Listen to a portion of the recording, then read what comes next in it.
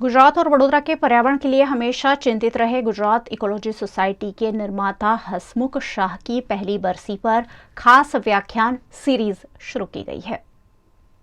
गुजरात के वडोदरा शहर में कई संस्थाएं पर्यावरण के लिए चिंतित है और पर्यावरण बचाने पर काम करती है। उन्हीं में से एक है Gujarat ecology society. Gujarat ecology society के संस्था के निर्माता हसमुख शाह का 1 साल पहले निधन हुआ था। उनकी पहली बरसी को गुजरात इकोलॉजी सोसाइटी ने एक अनोखे रूप से मनाया। इसी क्रम में गुजरात इकोलॉजी सोसाइटी द्वारा हसमुख शाह स्मारक व्याख्यान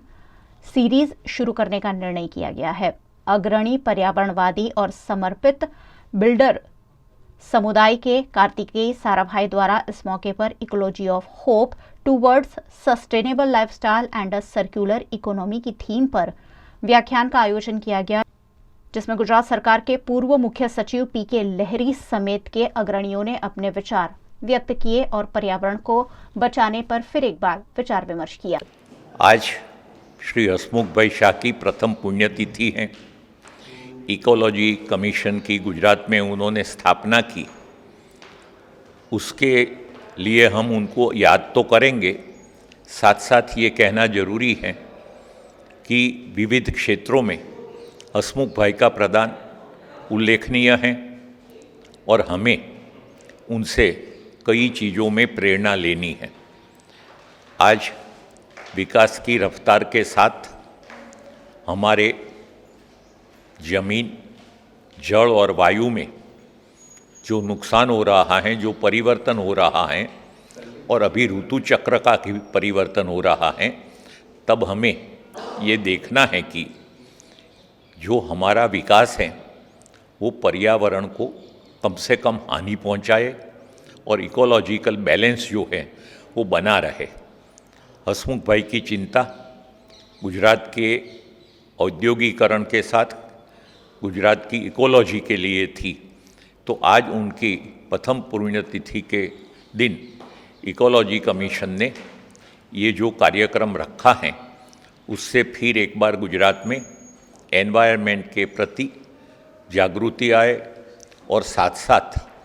आज जो कार्तिकेय भाई मेमोरियल लेक्चर दे, उससे हमारी जो आने वाली पीढ़ी है, जिनके प्रति हमने कुछ अन्याय किया है, उन लोगों का साथ लेकर, जैसे कि प्लास्टिक का उपयोग कम करना है, जो हमारे डिस्चार्ज होते हैं उनको भी ज़ीरो लेवल तक ले जाना है, जो इकोलॉजी में परिवर्तन होता है तो उसका प्रभाव कम से कम, इम्पैक्ट कम से कम हो, ऐसे हमें मेजर्स लेने हैं। तो जैसे कि कई भी प्रोजेक्ट होता है तो हम मैनग्रोव्स लगाते हैं कोस्टल एरिया पे, जिससे वो इरोजन भी ना हो और जो मराइन लाइफ है उनको भी सपोर्ट मिलता रहे। तो पर्यावरण एक ऐसा विषय है कि हम घंटों भर बात कर सकते हैं, किंतु आज जो मेन बात है वो निस्बत की है कि जहाँ तक हमें पर्यावरण की चिंता नहीं होगी, हमारे में जागरूकता नहीं होगी और हमारे में इसको समझ के दुरुस्ती करने की भावना नहीं होगी, तो ये काम मुश्किल बनता जाएगा। तो आज हसमुख भाई को श्रद्धांजलि देने के लिए प्रथम पुण्यतिथि के दिन एनवायरनमेंट जैसा विषय पसंद करके इकोलॉजी कमीशन ने बहुत ही नोंदपात्र पहल की है। हसमुख भाई ने पर्यावरण क्षेत्र में खूब काम किया है और उनकी जो नॉलेज थी, जो वो इनमें पीएमओ में भी काम किया है, प्राइम मिनिस्टर के ऑफिस में, उन्होंने उद्योग में भी काम किया, एनजीओ में भी काम किया, तो ये लोग साथ में मिलके क्या कर सके, उनकी समझ तो उनके पास थी। आज क्या हुआ है कि हर लोग की जो जीवन श्रेणी है, लाइफस्टाइल, वो लाइफस्टाइल चेंज करने के लिए प्राइम मिनिस्टर ने एक ऐलान दिया है जो प्रोजेक्ट लाइफ बोलते हैं, लाइफस्टाइल फॉर एनवायरनमेंट। तो उसमें सब लोग को जाना है, तो लोग, इंडस्ट्री, सबको ज्वाइन होना है इसमें। तो इसकी बात करने वाले और उसमें प्रैक्टिकली क्या क्या कर सकते हैं, कैसे हम उसमें भाग ले सकते हैं, कुछ ज़्यादा करना है तो क्या करना है, कि इसमें रिसर्च भी करना है, तो ये सब बात आज करने वाला है। एनवायरनमेंट क्या है कि हम पहले तो ऐसे सोचते थे कि जैसे एनवायरनमेंट एक चीज़ है और मानव का विकास अलग है। अभी हम समझते हैं कि भाई विकास करना है तो एनवायरनमेंट को साथ में रखेंगे, उनको भी प्रोटेक्ट करेंगे तो ही, क्योंकि अपनी सारी जो क्लाइमेट है, हाँ, अगर वो कम्प्लीटली अपसेट होए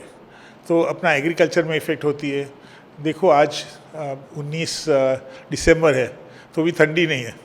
हाँ, मैं बंडी पहन कर आया हूँ लेकिन वो एयर कंडीशन है इसलिए है, नहीं तो एयर कंडीशन की ज़रूर भी नहीं पड़ती है। तो ये जो बदलाव आ रहा है उसकी इम्पैक्ट जो विकास करने वाले देश है जैसे भारत, उसमें ज़्यादा होती है। हाँ, तो इसलिए इसमें सावचेती से करना है, क्लाइमेट जस्टिस की भी देखना है।